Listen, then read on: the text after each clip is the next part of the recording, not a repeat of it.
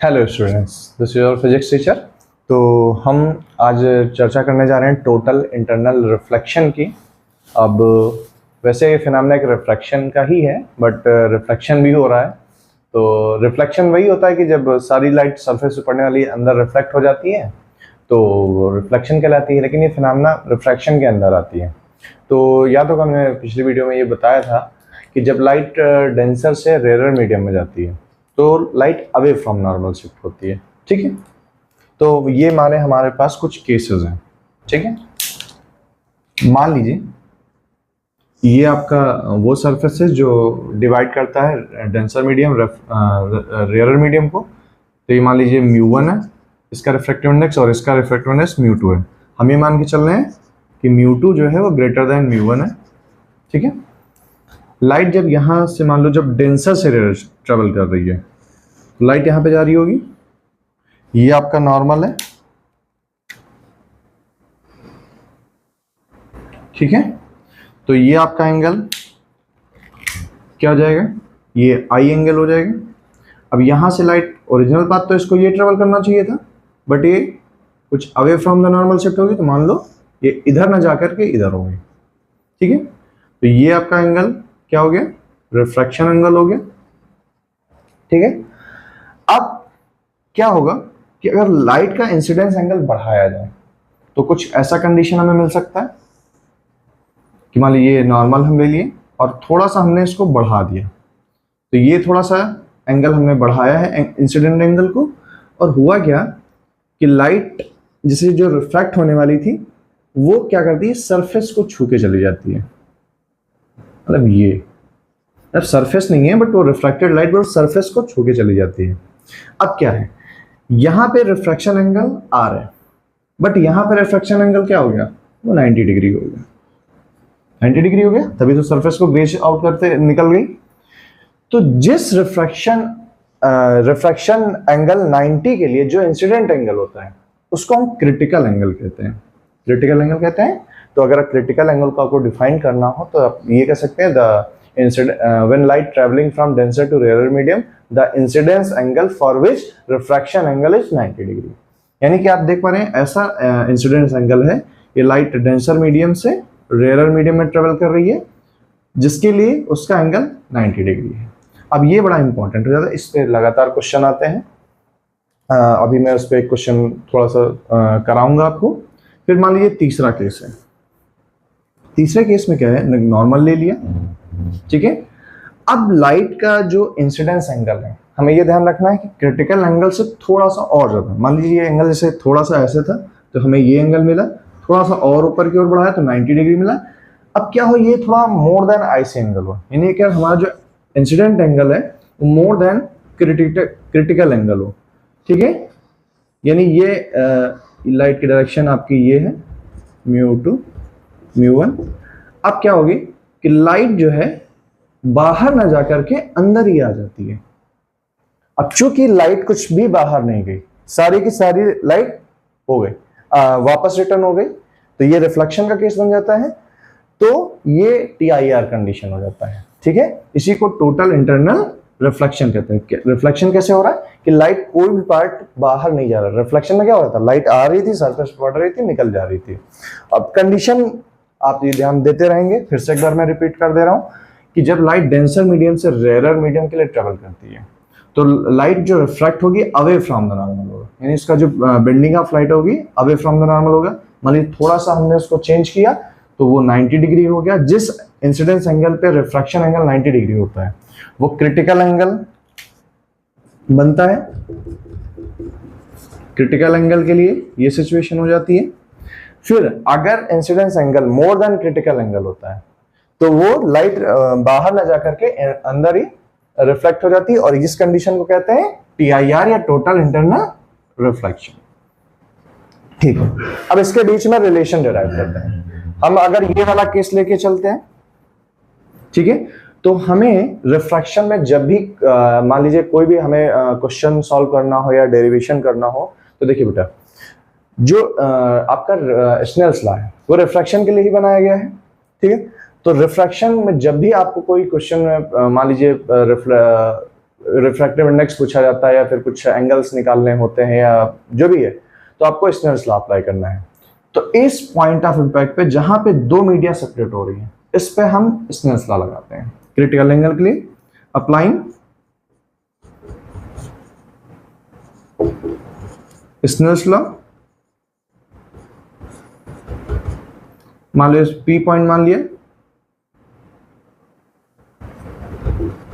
Eight P क्या मिलेगा हमें पता है, म्यू टू, यानी जिधर से लाइट जा रही है उसका medium, mu two incidence angle का साइन अब यहां पे याद रहा है कि हमने क्रिटिकल एंगल का केस लिया तो साइन आईसी हो जाएगा, is equal to mu one, तो म्यू वन हो गया, साइन रिफ्लेक्शन एंगल 90 डिग्री यानी साइन 90 डिग्री।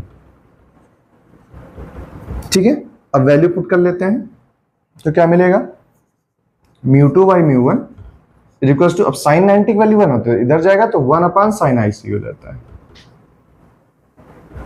या फिर इसको ऐसे भी लिख सकते हैं, mu two by mu one mu के बराबर होता है sine IC is equal to 1 by mu.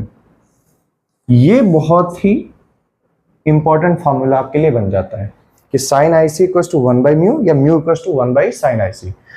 वही आईसी क्या है, हमारा एंगल ऑफ क्रिटिकल एंगल है, और म्यू क्या है, refractive index of this medium with respect to this medium, यानी क्या है दोनों का रेशियो होता है। नॉर्मली क्या होता है, डेंसर मीडियम हमारा कुछ भी मीडियम हो सकता है, और रेयर मीडियम की जब बात करते हैं एयर की बात है, तो एयर के लिए हमारा जो रिफ्रैक्टिव इंडेक्स होता है म्यू एयर के लिए वो 1 होता है। इसको याद रखेंगे, कुछ रिफ्रैक्टिव इंडेक्स आप याद भी कर सकते हैं। म्यू एयर के लिए 1 होता है, और म्यू वाटर जो होता है यानी जो पानी होता है उसके लिए 1.33 होता है। इसके साथ कोई यूनिट नहीं होता है, फिर भी आप एक चीज ध्यान रखिएगा, इसका यूनिट नहीं होता क्योंकि ये क्या है, स्पीड्स का रेशियो, तो नॉर्मली यूनिट कैंसिल आउट हो जाती है, ये यूनिटलेस क्वांटिटी बन जाती है जैसा कि न्यूमेरिकल वैल्यू। अच्छा, 1.33 को कभी सिंपल कैलकुलेशन के लिए आप 4/3 भी लिख सकते हैं, लाइक वैल्यू डिवाइड करने पे वही आएगी, बट अगर कहीं आपको लगे लाइक ये हमारे पास सिंपल है तो 4/3 भी लिख सकते हैं क्योंकि डिवाइड करने पे वही आएगी। अब इसका एप्लीकेशन पार्ट क्या है, या आपने TIR कहाँ देखा है, ठीक है, तो आप एक घर पे भी काम कर सकते हैं। घर पे क्या कर सकते हैं, नॉर्मल आपको एक ग्लास लेना है, ग्लास में पानी भरना है, ठीक है। तो देखिए, अगर हमने लाइट को यहां से लिया तो ये ऊपर निकल जाएगी, शायद आप देख नहीं पाएंगे, लाइट ऊपर जा रही है, वही है, आप देख पा रहे होंगे, हाँ अब मेरे चेहरे पे देख रहे होंगे लाइट आ रही होगी, ठीक है। बट अब यहां पे इसके थ्रू पास कराते हैं, देखिए सीधी इंसिडेंट लाइट है तो बोर्ड पे आपको दिख रही होगी किसी भी एंगल पे। अब ये नॉर्मल है, अब मैं थोड़ा सा एंगल चेंज करना शुरू कर रहा हूं, तो देखिए ये क्या हुआ, ये देखिए यहां तक तो लाइट जा रही है, निकल ऊपर निकल के जा रही है, जहां आपको टोटल इंटरनल रिफ्लेक्शन के पास जो दिख रहा है, अभी डॉट यहां से जैसे हल्का सा किया, अब वो डॉट कहां आ गया, पानी हिल रहा है मेरे हाथों से, आपको इसलिए दिख रहा होगा थोड़ा सा नीचे, लेकिन लाइट ऊपर नहीं है, और ये हटा दो तो लाइट यहां पे है, ठीक है। ग्लास लगा देते हैं तो ये लाइट क्या हो रहा है कि ग्लास में पड़ने के बाद जो पहले रेयर से डेंसर जा रही है, फिर डेंसर से रेयर में आने के लिए जब मोर देन क्रिटिकल एंगल है तो लाइट क्या इंटरनली रिफ्लेक्ट हो जा रही है, तो इस सरफेस पे होते हुए निकल जा रही है, ठीक है ना। तो आप ये घर में भी कर सकते हैं आप। अब इसका और कहां आपने देखा होगा, आपने कभी नदी या तालाब के किनारे कुछ पेड़ लगे होते हैं तो हमें दूर से उसका पूरा फुल इमेज दिखाई देता है, और कभी कभी गर्मियों में जब ज्यादा गर्मी होती है तो आपको लगेगा सड़कों पे कि ऐसा लगता है पानी जैसा भरा हुआ है, ऐसे जहाँ पे डेजर्ट होता है, मतलब बालू होता है, वो बहुत जल्दी गर्म होता है, तो ऐसा लगेगा कि वहां पे पानी भरा हुआ, बट होता नहीं, इसको मिराज इफेक्ट भी बोलते हैं। और इसका सबसे ज्यादा जो महत्वपूर्ण एप्लीकेशन है वो है आपका ऑप्टिक फाइबर। ऑप्टिक फाइबर क्या होता है कि एक इंटरनेट वायर भी बोलते हैं इसको, जिसकी वजह से हम लोग कनेक्ट कर पाते हैं पूरी दुनिया को। तो इसको मैं बताने की कोशिश कर रहा हूँ, ऑप्टिक फाइबर को।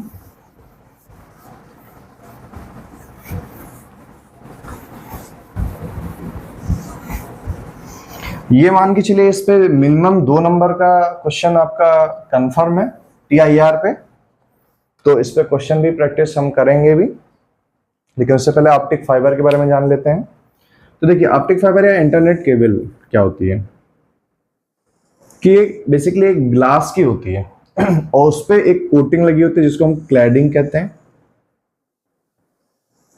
ठीक है, जिसका रिफ्रैक्टिव इंडेक्स होता है इस वाले रिफ्रैक्टिव इंडेक्स, मान लो इसको μ2, इसको μ1 मान लें, तो क्या होता है μ2 इज ग्रेटर देन μ1, ये क्लैडिंग कहलाती है। उसके ऊपर से इसका प्रोटेक्टिव कवर होता है ब्लैक कलर का, वो नॉर्मल सा कोई भी सीट लेते हैं और इसको कनेक्ट करा लेते हैं।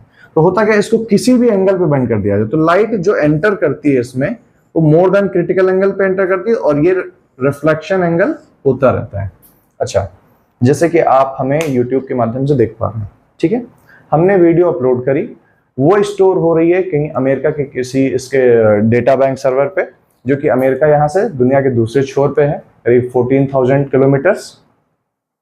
बट आप मुझे एक सिंगल क्लिक में देख पा रहे हैं, सिंगल क्लिक में कैसे, अब स्टोर डेटा पहले वहां पे जाएगा, वहां से आप यहाँ पे देख रहे हैं, कैसे हो पा रहा है।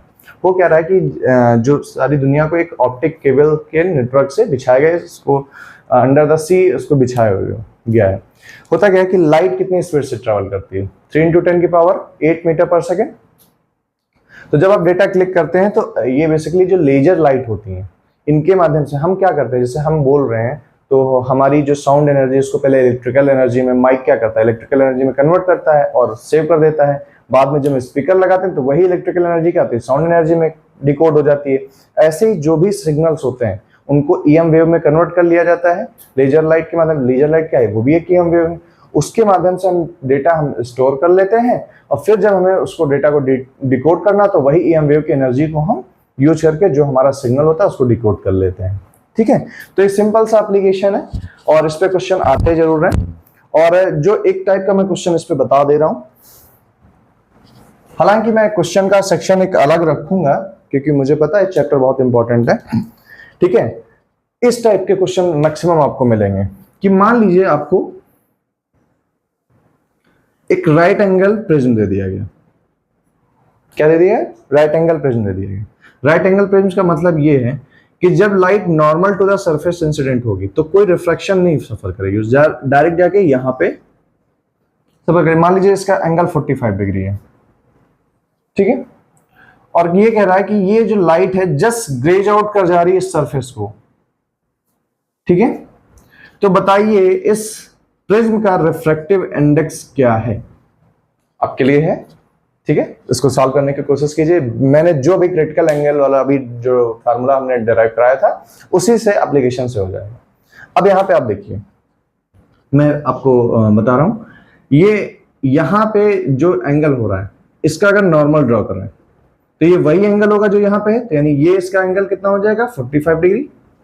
जस्ट कर रहा है तो ये इसका एंगल कितना हो जाएगा 90 डिग्री। अब इस पॉइंट पे आप स्नेल्स लॉ लगा लीजिए, तो mu of glass sine 45 is equals to, ये एयर है प्रिज्म के बाहर, इसका रिफ्रैक्टिव इंडेक्स 1 होता है और साइन 90 जिसकी वैल्यू 1 होती है। तो हमारे पास म्यू ऑफ जी क्या हो जाएगा 1 अपान साइन 45 की वैल्यू 1/√2 होती है, जो कि म्यू जी ऑफ ग्लास क्या आ गया √2, या फिर इसको बोले 1.41। देखिए आसानी से हो जा रहा है। और एक तरीका क्वेश्चन और आता है, ये सैंपल क्वेश्चन पेपर में इस बार पूछा गया सीबीएसई के, और एक क्वेश्चन और आता है एक टाइप का जो आपको मैक्सिमम मिल जाता है राइट एंगल प्रिज्म में। ऐसे प्रिज्म दिया रहेगा, ये आपके लिए होमवर्क भी है। इसमें 3 अलग अलग कलर की लाइट्स होंगी, ठीक है। ये राइट एंगल प्रिज्म में मान लीजिए ये कुछ भी एंगल हो सकता है, 60 डिग्री भी हो सकता है, 45 डिग्री है, मान लीजिए थीटा हम मान लेंगे। बोलेगा कि ये लाइट इस सरफेस पे पड़ रही है, इसका रे डायग्राम कंप्लीट करने के लिए बोलेगा, ठीक है। हम इसको एक्चुअल पाथ से शो कर दे रहे हैं।